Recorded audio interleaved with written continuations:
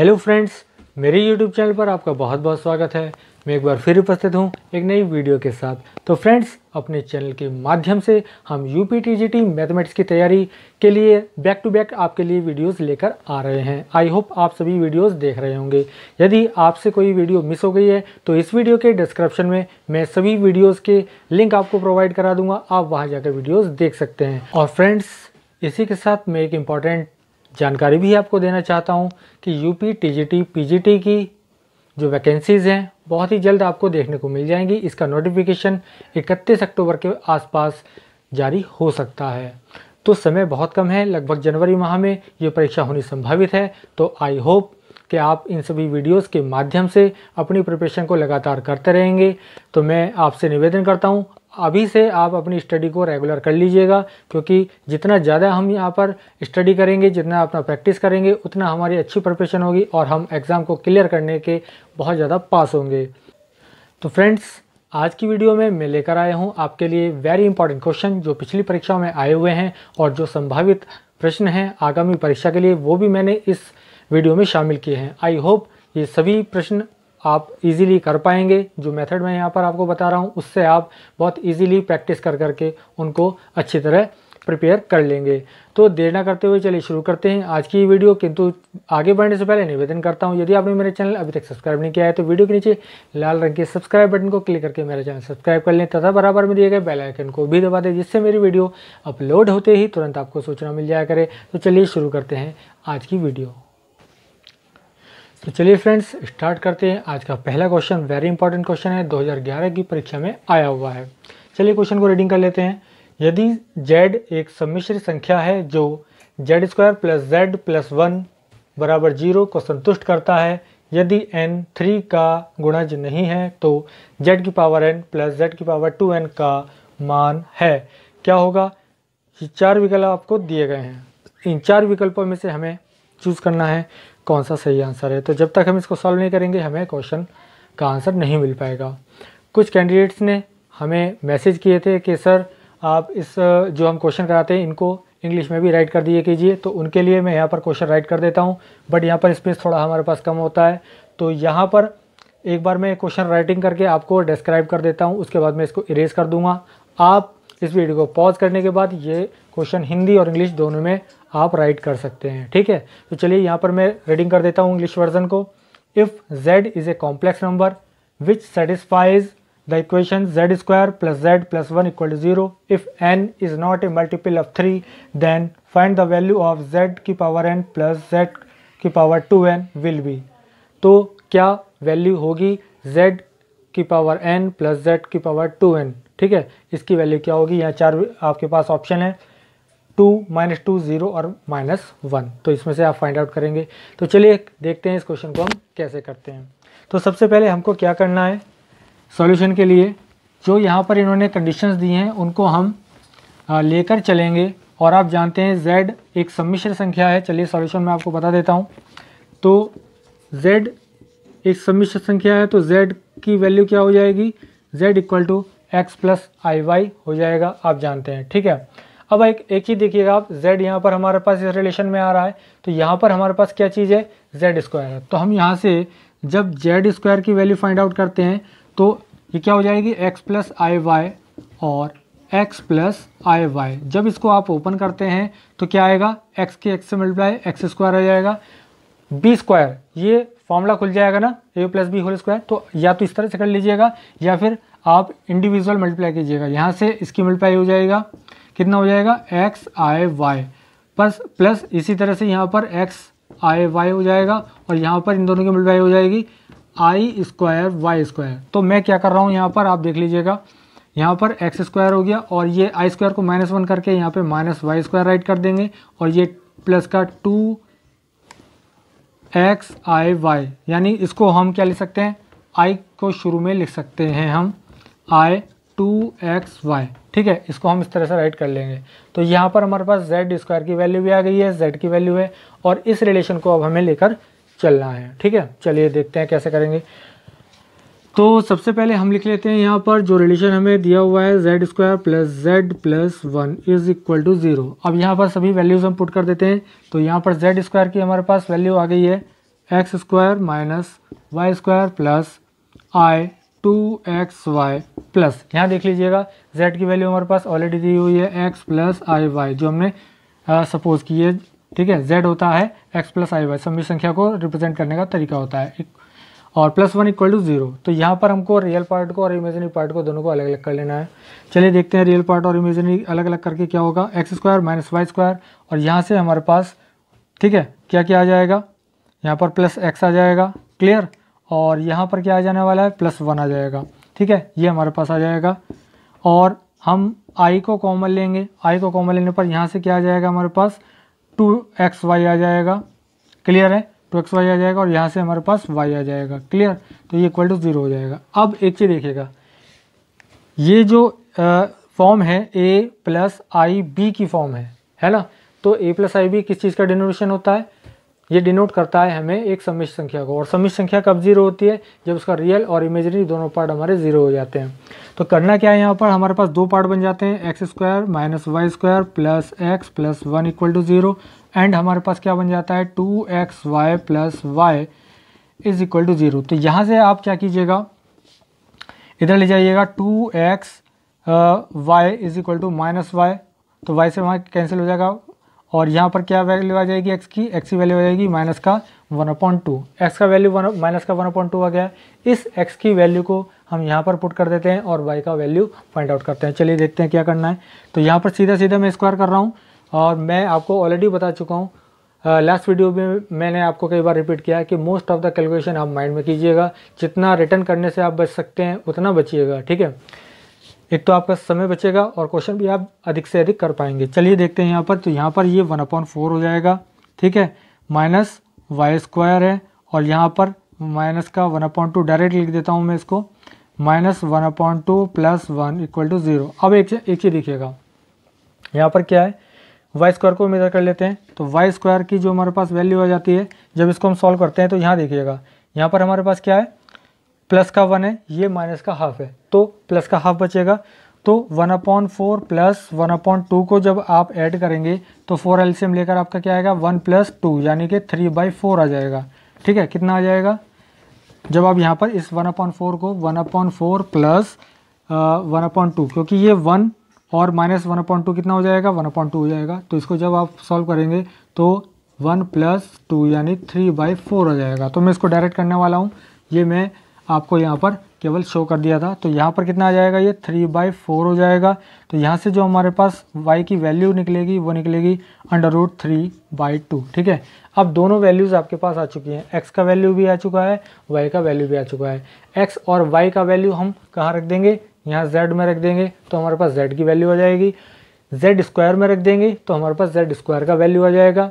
तब हम देखेंगे कि ये जो इन्होंने कंडीशन दी है, इस वैल्यू को फाइंड करने के लिए हम क्या कर सकते हैं, ठीक है। तो चलिए जल्दी से आप वीडियो को पॉज करने के बाद यहाँ तक के स्टेप्स लिख लीजिएगा, ठीक है। इसके बाद मैं क्या करूँगा, ये सब स्टेप में यहाँ पर केवल x और y की वैल्यू यहाँ राइट कर लेता हूँ। उसके बाद जो मुझे आगे का पोर्शन राइट करना है वो मैं यहाँ पर कर दूंगा, इसको मैं इरेज करने वाला हूँ, ठीक है। तो इस वीडियो को आप पॉज कीजिएगा और यहाँ तक के स्टेप राइट कर लीजिएगा, ठीक है। चलिए मैं इसको अब इरेज कर रहा हूँ, और यहाँ से मैं आपको बताने वाला हूँ कि अब हम क्या करेंगे, ठीक है। तो मेरे पास यहाँ पर क्या क्या वैल्यू हैं, हमारे पास देख लीजिएगा, z की वैल्यू ये है, और x square minus y square और प्लस आई 2xy, ये हमारे पास z स्क्वायर की वैल्यू है, ठीक है। इसको मैं थोड़ा इरेज कर देता हूँ। आपके पास x का वैल्यू कितना आ चुका है, माइनस का 1/2 आ चुका है, y का वैल्यू √3/2 आ चुका है। तो अब यहाँ पर हमारे पास क्या आ जाएगा, देखिए, तो z की वैल्यू मैं यहाँ पे सबसे पहले फाइंड करता हूँ। z की वैल्यू हमारे पास कितनी हो जाएगी, माइनस का 1/2 और प्लस आई √3/2, ठीक है। तो यहाँ पर हमारे पास z की वैल्यू आ गई है। अब क्या करते हैं, z स्क्वायर की वैल्यू फाइंड कर लेते हैं, ठीक है। z स्क्वायर की वैल्यू मैं यहाँ पर क्यों फाइंड कर रहा हूँ, देखिए एक्चुअल में क्या है कि हमको निकालना क्या है, ये निकालना है। तो यहाँ आप देख रहे हैं z की पावर n प्लस z की पावर 2n है। अगर मैं यहाँ से z की पावर n कॉमन लेता हूँ तो 1 + z स्क्वायर बचेगा, ठीक है, बचेगा ना। तो मुझे यहाँ पर z स्क्वायर की वैल्यू चाहिएगी, तो इसलिए मैंने ऐसा काम किया। तो सबसे पहले मुझे z स्क्वायर का वैल्यू फाइंड करना है। देखिए जब इसको आप सॉल्व करेंगे तो माइनस का 1/2 प्लस आई √3/2 और इस तरह करेंगे, है ना। जब आप इसको ओपन कर लेंगे और इसकी मल्टीप्लिकेशन कर देंगे तो आपके पास जो वैल्यू आ जाएगी वो आ जाएगी माइनस का 1/2 माइनस i√3/2। ठीक है, ये वैल्यू आ जाने वाली है आपके पास। तो आप इसको कर लीजिएगा सॉल्व, मैंने शॉर्टकट में कर दिया है। ठीक है, यहाँ पर जब इसको सॉल्व करेंगे तो ये आ जाएगा। ठीक है, चलिए अब क्या करना है, z² का वैल्यू भी आ चुका है। अब हमें इतना करने के बाद सिर्फ हमें जो रिलेशन इसमें दे रखा है जिसका वैल्यू हमको फाइंड करना है वो यहाँ पर हम लिख लेते हैं। ठीक है, तो यहाँ पर हमने क्या लिखना है, z⁴n लिखेंगे नाउ या अब, जो भी आप लिखना चाहें, इंग्लिश में लिखेंगे नाउ, है ना, z⁴n प्लस z⁴2n। क्लियर। इसके बाद हमको क्या लिखना है, तो z⁴n को हम यहाँ कॉमन लेने वाले हैं, जो मैंने आपको ऑलरेडी बता दिया था, और यहाँ z की पावर कितनी हो जाएगी, 2 हो जाएगी, ये हमारी हो गया। और यहाँ देखिएगा z⁴n और 1 प्लस z² का वैल्यू आप ऑलरेडी निकाल चुके हैं। क्या निकाल चुके हैं, माइनस का 1/2 माइनस का i√3/2। तो इसको आप इस तरह से लिखिएगा।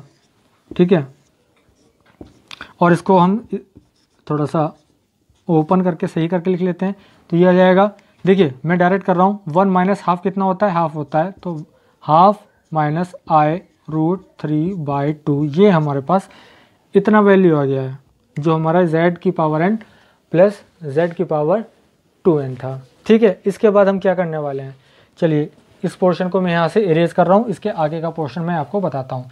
आप रेगुलर इंटरवल पर जहाँ तक मैं आपको बताता चल रहा हूँ उतनी वीडियो को आप पॉज कीजिएगा। पॉज करने के बाद सारे स्टेप लिखेंगे, उसके बाद फिर से आप वीडियो को देखकर आगे शुरू कीजिएगा। ठीक है, चलिए मैं अब यहाँ से इसको इरेज कर देता हूँ, क्योंकि ये पोर्शन हमारा अब किसी काम का नहीं है। आगे चलते हैं इस पोर्शन के बाद। अब देखो इन्होंने कंडीशन दी है कि n 3 का गुणज नहीं है, तो n किसका गुणज होगा, 2 का होगा। 3 का गुणज नहीं है तो दो तरह की संख्याएं आपके पास होंगी, या तो इवन होगी या ऑड होगी। जब 3 का गुणज नहीं है तो हमारे पास 2 मान लेते हैं, तो हम मान लेते हैं तो n = 2 मान लेते हैं, क्योंकि 3 का गुणज तो है नहीं। तो यहाँ पर क्या वैल्यू बन जाएगी आपकी, ये वैल्यू बन जाएगी, देखो ये इसकी वैल्यू जो है ये हो जाएगी z² और हाफ माइनस i√3/2। ठीक है, इसको देखते हैं अब। z² की वैल्यू फिर से आप निकाल चुके हैं। z² की वैल्यू हमारे पास क्या आई थी, माइनस का 1/2 माइनस का √3/2i, है ना, ये हमारे पास आ चुका था।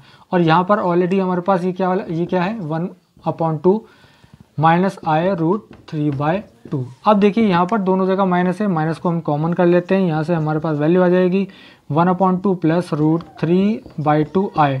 और यहाँ पर हमारे पास क्या है, 1/2 माइनस i√3/2, ये इसको एज इट इज़ हमने राइट कर दिया है। अब यहाँ देख रहे हैं आप a plus b a minus b, क्या हुआ, a plus b a minus b का फॉर्मूला होता है a² माइनस b² का। तो यहाँ पर हमारे पास क्या बन जाएगा, तो देखो ये तो हो गया 1/2 का स्क्वायर, यहाँ पर दिखा रहा हूँ मैं आपको करके, और यहाँ हो जाएगा हमारे पास i√3/2 का स्क्वायर। क्लियर, ये बन जाएगा। तो यहाँ देखिए माइनस का ये बन जाएगा 1/4, और यहाँ से आएगा i² को -1 कहते हैं, तो ये प्लस हो जाएगा, और ये 3/4 हो जाएगा, 3/4 हो गया। तो जब आप इसको ऐड करते हैं, तो यहीं कर देता हूँ मैं इसको, आपका एलसीएम सेम आ गया, 1 + 3 4 हो गया, 4/4 यानी कि -1। तो आपके पास जो z⁴n प्लस z⁴2n इसकी वैल्यू आ जाती है -1। और यहाँ पर हमारे पास जो ऑप्शन है वो डी वाला सही हो जाता है, -1। तो आप देख रहे हैं कितना इजी क्वेश्चन था, बट आपको प्रैक्टिस की ज़्यादा ज़रूरत पड़ेगी, क्योंकि जब तक आप ये क्वेश्चन 2, 3, 4 टाइम्स नहीं करेंगे तो आपकी प्रैक्टिस नहीं बनेगी। ठीक है, और देखने में ये क्वेश्चन बहुत ईजी था और करने में उससे ज़्यादा इजी है। तो आपको ऐसा लगेगा थोड़ा लॉन्ग हो रहा है, लेकिन वो लॉन्ग कुछ नहीं होता। जब आपकी प्रैक्टिस हो जाती है तो आप मोस्ट ऑफ द स्टेप्स उसमें से लैप्स कर जाते हैं, रिटर्न में नहीं लिखते हैं, वो सब कैलकुलेशन माइंड में हो जाती हैं। तो यहाँ पर मैं आपको डिस्क्रिप्टिव तरीके से इसलिए बता रहा हूँ क्योंकि आपको हर एक स्टेप समझ में आना चाहिए कि ये नेक्स्ट स्टेप जो हमारा किस तरह से आया हुआ है। ठीक है, तो आई होप ये क्वेश्चन आपको समझ में आ गया होगा। अगर कोई प्रॉब्लम होती है तो आप कमेंट बॉक्स में हमें राइट कर सकते हैं। ठीक है, तो चलिए अब एक और इम्पॉर्टेंट क्वेश्चन देखते हैं। तो चलिए फ्रेंड्स देखते हैं एक नया क्वेश्चन, बहुत ही इंपॉर्टेंट क्वेश्चन है, 2011 की परीक्षा में आया हुआ प्रश्न है। तो क्वेश्चन को रीडिंग करते हैं। इकाई के घनमूल होंगे समांतर श्रेणी में, गुणोत्तर श्रेणी में, हरात्मक श्रेणी में और इनमें से कोई नहीं। इंग्लिश वर्जन में पढ़ते हैं। Cube root of unit will be in arithmetic progression यानी AP, GP geometric progression, arithmetic progression यानी हरात्मक श्रेणी, और HP, और नन ऑफ दिस इसमें से कोई नहीं। तो आपको सीधा सीधा इसको सॉल्व नहीं करना है, बहुत इजी क्वेश्चन है। सीधा आप ध्यान रखेंगे जो इकाई के घनमूल होते हैं वो गुणोत्तर श्रेणी में होते हैं, तो आप इसको ध्यान रख लीजिएगा, ठीक है। बहुत इजी क्वेश्चन था, और अगर आपने बेसिक चीज़ें पढ़ी होंगी तो आपको ये चीज़ें बहुत अच्छी तरह से ध्यान होंगी, और इस तरह का कोई भी प्रश्न आता है तो आप इजीली कर पाते हैं। तो चलिए एक और इम्पॉर्टेंट क्वेश्चन देखते हैं। तो चलिए फ्रेंड्स, एक और इम्पॉर्टेंट क्वेश्चन देखते हैं। वेरी इंपॉर्टेंट क्वेश्चन है, ये भी 2011 की परीक्षा में आया हुआ सवाल है, तो इसके बेस पर कुछ और क्वेश्चंस बन सकते हैं। तो अगर आप इस तरह के क्वेश्चन करने की प्रैक्टिस कर लेते हैं तो आप इस तरह का कोई भी प्रश्न इजीली कर पाएंगे। तो चलिए देखते हैं इस क्वेश्चन को। यहाँ पर है हमारे पास, यदि सम्मिश्र तल में स्थित त्रिभुज के शीर्षों Z प्लस IZ और IZ से निर्मित त्रिभुज का क्षेत्रफल 50 है, तब मॉड ऑफ Z का मान क्या होगा। तो क्या है, यहाँ पर एक हमारे कॉम्प्लेक्स प्लेन है, ठीक है, उसमें हमारे पास जो एक ट्रायंगल दिया हुआ है उसके जो कॉर्नर्स हैं, शीर्ष हैं, वो हमारे पास Z प्लस IZ और IZ से डिनोट होते हैं।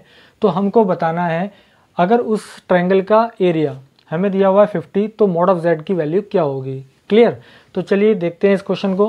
तो यहाँ पर सबसे पहले हम क्या लिखने वाले हैं, जो त्रिभुज के शीर्ष हैं उनको देख लेते हैं। तो सॉल्यूशन करने के लिए सबसे पहले शीर्ष हमें पता होने जरूरी है। तो Z हम क्या ले लेते हैं, X प्लस IY ले लेते हैं, जो कि हमारी सम्मिश्र संख्या होती है। दूसरा हमारे पास क्या है, Z प्लस IZ। तो पहले हमें IZ लेना होगा। तो IZ हम किस तरह से निकालते हैं, IZ निकालते हैं हम I और Z की वैल्यू X प्लस IY, ठीक है। तो हमारे पास IZ कितना हो जाएगा, IX plus I square Y। तो ये I स्क्वायर Y, तो I स्क्वायर तो -1 हो जाता है, तो माइनस का Y प्लस IX, मैंने इसको इस तरह से राइट कर लिया है, ठीक है। तो ये क्या हो जाएगा, -Y प्लस IX, IZ का वैल्यू हो गया। इसी तरह से हम Z प्लस IZ की वैल्यू फाइंड आउट करते हैं। तो Z की वैल्यू हमारे पास X प्लस IY है, और IZ की वैल्यू हमने अभी फाइंड आउट की है कितना, ये माइनस का Y प्लस IX। तो देखिए क्या हो जाता है, रियल पार्ट को एक साथ कर लेते हैं। X माइनस वाई हमारे पास ऑलरेडी इस तरह से हो जाएगा, और प्लस I कॉमन लेंगे, और यहाँ देखेंगे दोनों प्लस हैं, ठीक है। I कॉमन लेके हमारे X प्लस वाई हो जाएगा, क्या हो जाएगा, X प्लस वाई, ये हमारे पास हो जाता है। यहाँ पर हमारे पास तीनों कॉर्नर आ चुके हैं। तो अब हमको करना क्या है, आप देखिएगा। अब सबसे पहले हम क्या करते हैं, यहाँ पर मान लीजिए हमारे पास कोई अगर मान लिया ट्रायंगल ABC है, तो A, B और C तीनों के हम कोऑर्डिनेट लिखने वाले हैं। और कोऑर्डिनेट किस तरह लिखेंगे, रियल और इमेजिनरी पार्ट जो है इन तीनों कॉर्नर्स के, उनको हम कोऑर्डिनेट के रूप में लिखेंगे। तो यहाँ पर सबसे पहले Z, तो Z वाला हमारा जो पॉइंट था वहाँ पर X और Y हो जाएगा, X, Y। क्लियर। इसी तरह हमारे पास दूसरा वाला है B, मान लेते हैं IZ को, तो यहाँ से माइनस का Y और कितना हो जाएगा, X हो जाएगा, ठीक है। और C वाला हमने Z प्लस IZ लिया है, तो यहाँ पर हमारे पास X माइनस Y और X प्लस Y, ये हो जाएगा। तो तीनों हमारे पास पॉइंट आ चुके हैं। अब हमें जो फॉर्मूला लगाना है, आप जानते हैं यहाँ पर क्षेत्रफल दे रखा है, तो क्षेत्रफल का फॉर्मूला लगाना पड़ेगा। तो त्रिभुज का क्षेत्रफल का फॉर्मूला क्या होता है, आप जानते हैं, ट्रायंगल इज इक्वल टू 1/2, और फॉर्मूला आपको याद होना चाहिए। यहाँ पर मैं इसको डायरेक्ट लगा सकता था, बट आपकी थोड़ी सी हेल्प हो जाएगी कि मैं अगर यहाँ पर फॉर्मूले को लिख दूंगा, तो इससे आपको रिवाइज करने में इजी पड़ जाएगा। तो यहाँ पर फॉर्मूला क्या होता है, सबसे पहले हम लिखते हैं x1, और इसका सबसे अच्छा तरीका ये है, x से स्टार्ट कीजिए। x 1 है तो y के बाद 1 के बाद 2 आता है, तो y2 माइनस y3, y3, ठीक है, यहाँ हो जाएगा। उसके बाद आप x2 लीजिएगा, है ना, 2 के बाद क्या आता है 3, तो y3 माइनस y1 हो जाएगा, प्लस x3 लीजिएगा, 3 के बाद 1 आएगा फिर से, तो y1 माइनस y2, इस तरह से आपको करना है। तो आप देखिए ये x1 y1 हो जाएगा, इसको आप छोटा छोटा नोट कर लीजिएगा, x1 y1, x2 y2 और x3 और ये y3 हो जाएंगे, ठीक है। इससे आपको यहाँ पर पुट करने में इजी पड़ेगा। तो सबसे पहले यहाँ देखते हैं, यहाँ लिख लेते हैं 50 आपको गिवन है, 1/2 राइट कर देते हैं, और x1 की वैल्यू हमारे पास है x, तो यहाँ पर x आ गया, y2 माइनस y3, तो y2 हमारे पास है x, y3 हमारे पास है y3 यहाँ से देखेंगे, देखो और इस बात का ध्यान रखेंगे आप, जो भी वैल्यू लिखेंगे उसको बहुत सटीकता से लिखना है। तो आपको क्या करना है, x1 y1 x2 y2 और x3 y3 को पहले ही नोट करके रखना है क्या चीज़ है। तो यहाँ पर y2 माइनस y3 है, y2 हमारे पास x है और y3 हमारे पास x प्लस y है। तो यहाँ से माइनस है तो यहाँ से माइनस कर देता हूँ मैं दोनों को, ठीक है। माइनस का x माइनस का y हो जाएगा, ब्रैकेट हमारा क्लोज। इसके बाद x2 आया, x2 हमारा कितना है, देखो x2 हमारे पास क्या लिखा हुआ है, माइनस का y है, माइनस का y, क्लियर। और उसके बाद दूसरा ब्रैकेट y3 माइनस y1, तो y3 हमारे पास ऑलरेडी है x प्लस y, माइनस का y1 हमारे पास कितना y, तो माइनस y हो जाएगा। तो ये इस तरह से लिख देंगे, प्लस x3 के क्या है, x माइनस y है, और y1 माइनस y2, तो y1 क्या है हमारे पास y है ना, y माइनस, और y2 कितना है, y2 हमारे पास है x। तो ये हमारे पास ये आ चुका है। तो इसको अभी सॉल्व करना है। तो यहाँ पर आप देखिए इसकी मल्टीप्लाई कर देंगे तो ये हो जाएगा 100, और यहाँ पर देखते हैं क्या बनने वाला है। देखो x से x पहले यहाँ कट जाएगा, कुछ और कटने वाला हो तो उसको भी कट कर देंगे। ये हो गया हमारे पास अब, ठीक है। तो यहाँ पर क्या है, देखिए ध्यान से देख लीजिएगा। अब मैं यहाँ पर मल्टीप्लाई करने वाला हूँ, x की y से, माइनस के y से मल्टीप्लाई होती है, माइनस का x y आ जाएगा, क्लियर। और यहाँ देखिए यहाँ पर क्या है, यहाँ पर भी आपका माइनस का y है और x है, तो ये माइनस का x y हो जाएगा, ठीक है। इसके बाद देखते हैं यहाँ पर इस दोनों की मल्टीप्लाई करेंगे, प्लस का x y आएगा, प्लस का x y आ गया, ठीक है, प्लस का x y आ गया, और माइनस का x स्क्वायर आ जाएगा, माइनस का x स्क्वायर आया, क्लियर है।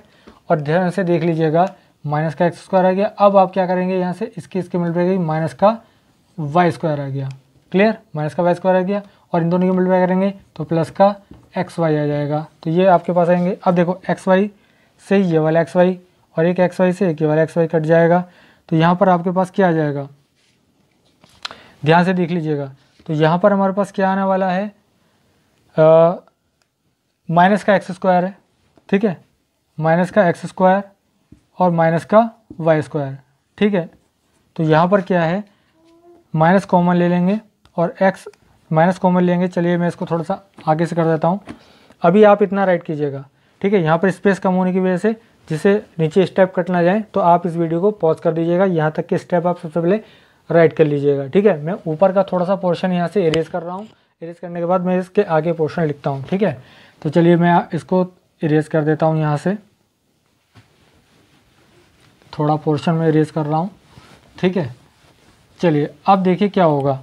तो हमारे पास ये आ गया, माइनस हमने कॉमन लेना है, x square plus y square आ जाएगा और इक्वल टू हो जाएगा 100, ठीक है। अब एक चीज़ देखिएगा, ये जो मॉड ऑफ जेड है, जेड हमने क्या लिया हुआ था, एक्स प्लस आई वाई, क्लियर है। जब मॉड ऑफ जेड लेंगे तो हमारे पास क्या आएगा, मॉड ऑफ जेड होता है हमारे पास x square plus y square, ठीक है। ये होता है ना, इसका रूट होता है, और ये कभी भी माइनस में नहीं होता है, आप ध्यान से समझ लीजिएगा। तो हम लोग क्या लिखना है, हमको लिखना है x square plus y square. तो हमको लिखना है x square plus y square की वैल्यू हमारे पास आ जाएगी 100। तो x square plus y square का जब अंडर रूट लेंगे तो अब आ जाएगा 100 का अंडर रूट, यानी कि आ जाएगा 10, ठीक है। इसको मैं थोड़ा और इरेज कर देता हूँ, ठीक है। और ये क्या होता है, मॉड ऑफ जेड होता है। तो मॉड ऑफ जेड की वैल्यू कितनी आ जाएगी, 10 आ जाएगी। ये आपका आंसर हो जाएगा और ऑप्शन हमारे पास सी सही हो जाएगा। तो फ्रेंड्स आप जानते हैं mod of z under root x square plus y square होता है। मैंने आपको राइट करके दिखाया है। यहाँ पर x square plus y square की ऑलरेडी वैल्यू हमारे पास 100 आ चुकी है। माइनस इसीलिए नहीं ले सकते क्योंकि मॉड निकालना है, और मॉड आपका क्या होता है, नेगेटिव नहीं होता है, पॉजिटिव होता है। तो यहाँ पर इसको माइनस को नेगलेक्ट कर देंगे तो x square plus y square equal to 100 हो गया, और इसका दोनों तरफ अंडर रूट कर लिया तो यहाँ पर मॉड ऑफ जेड बन जाएगा, ये 10 हो जाएगा। ये आपके पास आंसर हो जाएगा। आई होप ये क्वेश्चन आपको समझ में आ गया होगा। अगर आपको वीडियो पसंद आ रही है तो इस वीडियो को लाइक और शेयर ज़रूर करें। चलिए देखते हैं एक और इम्पोर्टेंट क्वेश्चन। तो चलिए फ्रेंड्स एक और इम्पोर्टेंट क्वेश्चन करते हैं। 2011 की परीक्षा में आया हुआ ये भी प्रश्न है। इसी प्रकार का प्रश्न कई बार पूछा जाता है। चलिए देखते हैं। z equal to 5 plus 2i upon 2 minus 5i minus 3 minus 4i upon 4 plus 3i minus 1 upon i का वास्तविक भाग है। It means this one is the z and the real part of this z। इस z का real part आपसे पूछा है कि इनमें से क्या होगा। चलिए इस क्वेश्चन को देखते हैं, बहुत ईजी क्वेश्चन है। तो सबसे पहले आप z को राइट कर लेंगे। z हमारे पास क्या है, z को सॉल्व करना है हमें 5 + 2i upon 2 - 5i minus 3 - 4i और 4 + 3i और -1 अपॉन i। सबसे पहले हमें क्वेश्चन को राइट करना था, हमने राइट कर दिया है। आप जानते हैं इसको सॉल्व करने के लिए क्या करेंगे, जो हमें हर का परिमेयकरण करना होता है। तो सबसे पहले यहाँ पे डिनोमिनेटर जो हमारे पास है उसके कॉन्जुगेट से ऊपर नीचे मल्टीप्लाई कर देते हैं। तो देखिए क्या हो जाएगा, यहाँ पर 2 + 5i से मल्टीप्लाई करेंगे तो ऊपर क्या है, ऊपर 5 + 2i है और हमने मल्टीप्लाई करना है ऊपर 2 + 5i से, ठीक है। और नीचे क्या हो जाएगा, आप जानते हैं a + b a - b बन जाएगा। मैं आपको स्टेप ज़्यादा नहीं बता रहा हूँ क्योंकि ये मोस्ट ऑफ द कैलकुलेशन आपको माइंड में करनी होती है। तो जब आप कॉन्जुगेट से कर देंगे तो a + b a - b की फॉर्म बनेगी ना। तो यहाँ पर क्या हो जाएगा, 2 का स्क्वायर माइनस 5i का स्क्वायर हो जाएगा, ठीक है। चलिए सॉरी यहाँ पे माइनस लगा हुआ है। इसके बाद देखेंगे इसी तरह यहाँ पे 4 - 3i से मल्टीप्लाई करना है। तो 3 - 4i तो आपका लिखा हुआ है, तो 4 - 3i से ऊपर नीचे मल्टीप्लाई हो जाएगी तो ये 4 का स्क्वायर हो जाएगा और -3i का स्क्वायर हो जाएगा। इसी तरह यहाँ पर हम जब 1/i है तो हम ऊपर नीचे किससे मल्टीप्लाई करेंगे, i से मल्टीप्लाई कर देंगे तो ये नीचे i² हो जाएगा, ठीक है। तो मैंने आपको डायरेक्ट यहाँ पे करके दिखा दिया है कि ये i² हो जाएगा, क्लियर। उसके बाद अब क्या करना है आपको, ऊपर के ऊपर मल्टीप्लाई करते हैं और नीचे देखते हैं क्या आ जाता है। 5 की 2 से करेंगे, 5 × 2 = 10 हो गया, प्लस 5 × 5 = 25 हो गया, है ना, और i आएगा, ठीक है। इसके बाद यहाँ से करेंगे 2 दूनी 4, 4i आ गए और यहाँ से इसकी करेंगे प्लस 10i² आएगा और 10i² यानी i² -1 होता है तो मैं डायरेक्ट यहाँ पर माइनस लगा देता हूँ, ठीक है। और नीचे देखिएगा यहाँ पर 2 × 2 = 4 हो जाएंगे और 5 × 5 = 25 हो गया, i² आएगा, i² -1 होता है तो ये प्लस हो जाएगा, ठीक है। ये माइनस था तो ये प्लस हो गया, फिर माइनस लगाएंगे। देखो ऊपर की ऊपर मल्टीप्लाई करते हैं, 3 × 4 = 12 हो गए आपके पास, 3 × 3 = 9 हो गए, माइनस का 9i हो गया। यहाँ से करेंगे 4 × 4 = 16, माइनस का 16i हो गया, ठीक है। और यहाँ से 4 × 3 = 12 प्लस का 12i² आएगा। तो यहाँ पर 12i² को क्या करेंगे, i² को -1 कर देंगे और ये 12 था माइनस का हो जाएगा। नीचे हो गया 4 × 4 = 16 प्लस 3 × 3 = 9, 9i², i² को -1 करेंगे तो ये प्लस हो जाएगा, ठीक है। मैंने डायरेक्ट प्लस लगा दिया था पहले ही, तो ये माइनस से प्लस हो गया। और हमारे पास क्या बचा हुआ यहाँ पर, माइनस का, यहाँ पे i² -1 होता है तो प्लस लगाकर हम कर देंगे i। अब देखिए क्या होने वाला है, 10 से 10 यहाँ फिनिश हो जाएगा, 12 से 12 कट जाएगा। तो यहाँ पर हमारे पास क्या आ जाएगा, 25 × 4 = 29, 29i/29। यहाँ पर ये 16 × 9 = 25, माइनस के आएंगे, माइनस माइनस प्लस हो जाएगा, 25i कितना, 25i अपॉन 16 × 9 = 25 हो गए और यहाँ पर प्लस का i हमारे पास है तो कितना हो जाएगा, देखो 29 से 29, 25 से 25 कट गया तो यहाँ पर आ गया हमारे पास i प्लस i यानी 3i आ चुका है। तो हमारे पास जो ये वैल्यू आई है z की, ये 3i आ गई है, यानी केवल हमारे पास कौन सा पार्ट आ रहा है, इमेजिनरी पार्ट आ रहा है और वास्तविक पार्ट यहाँ पर आया नहीं, यानी रियल पार्ट हमारे पास नहीं आया। और क्वेश्चन में क्या पूछा गया था, इसका वास्तविक भाग है, तो वास्तविक भाग है नहीं यहाँ पर, तो कितना हो जाएगा, 0 हो जाएगा वास्तविक भाग। ऑप्शन ए हमारा सही हो जाएगा। तो फ्रेंड्स देखा आपने कितना इजी क्वेश्चन था। इसी तरह के और क्वेश्चंस हम नेक्स्ट वीडियो में करेंगे। चलिए एक और इम्पॉर्टेंट क्वेश्चन देखते हैं। तो चलिए फ्रेंड्स एक और इम्पॉर्टेंट क्वेश्चन देखते हैं, 2013 की परीक्षा में आया हुआ प्रश्न है, ठीक है। चलिए क्वेश्चन को रीडिंग करते हैं। log sin x + iy का काल्पनिक भाग होगा। It means the imaginary part of log sin x + iy will be, these are 4 option here. तो ये 4 ऑप्शन दिए गए, इनमें से आपको फाइंड आउट करना है। देखिए बहुत इंपॉर्टेंट क्वेश्चन है और इजी बहुत है। चलिए देखते हैं इस क्वेश्चन को कैसे करते हैं। तो सॉल्यूशन के लिए सबसे पहले हमको क्या करना है, हमें क्वेश्चन को राइट कर लेना है log sin x + iy। ये एक सम्मिश्र संख्या है तो उसमें 2 भाग होंगे, एक वास्तविक और एक रियल, है ना, एक रियल और एक इमेजिनरी, है ना। तो इसको हम a + ib सपोज कर लेते हैं, मान लेते हैं हम इसको, क्या मान लिया हमने कि जो हमें ये जो दे रखा है संख्या a प्लस IB के इक्वल है। तो आपको करना क्या है, देखिए जब हम लॉग हटाते हैं तो लॉग जब हटाएंगे तो साइन, तो आप देखिएगा लॉग हटाएंगे तो ये e की पावर बन जाएगी। तो e की पावर कितनी हो जाएगी, a प्लस IB कितना हो जाएगा, साइन x प्लस IY, ये बन जाएगा। ठीक है, जब यहाँ से लॉग हटेगा तो ये e की पावर बन जाएगी।